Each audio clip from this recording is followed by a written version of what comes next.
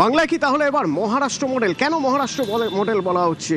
কিভাবে ভেঙে গেছিল এনসিপি, শিবসেনা, একেবারে আড়াআড়ি ভেঙে গিয়েছিল। মহারাষ্ট্র মডেল কি এক নজরে একবার বুঝে নেওয়া যাক।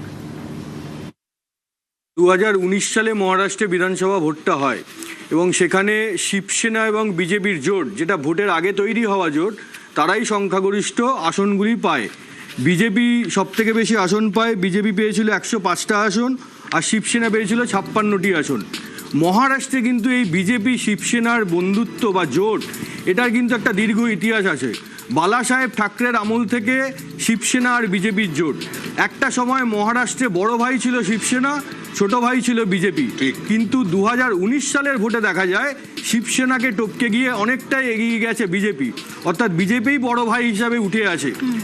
সেই অবস্থায় শিবসেনা চেয়েছিল তাদের পরিবার থেকে কেউ একজন মুখ্যমন্ত্রী হোক, ঠাকরে পরিবার থেকে, যা কখনো হয়নি, কিন্তু বিজেপি তাতে রাজি হয়নি।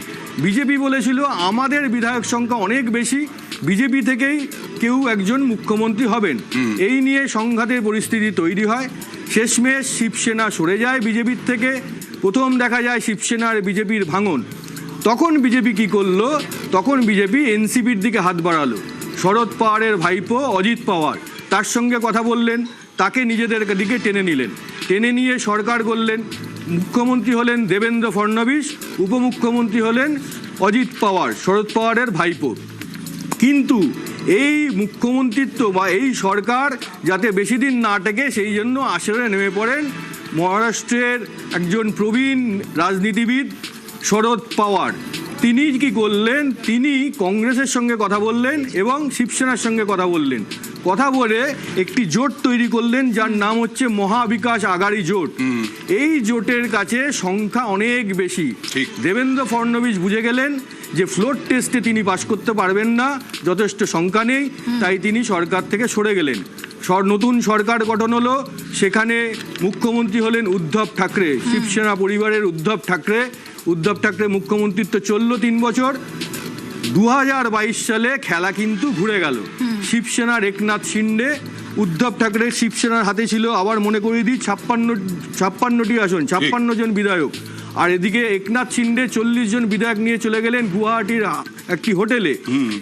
তারা গিয়ে বিজেপির সঙ্গে হাত মেলালেন। হাত মিলিয়ে একটা মহাজোট তৈরি হলো। আরও কয়েকটি ছোট ছোট দলের বিধায়করা যুক্ত হলেন।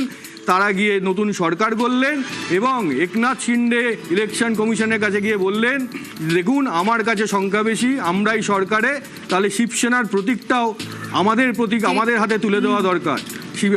ইলেকশন কমিশন সেটা মেনে নিলেন।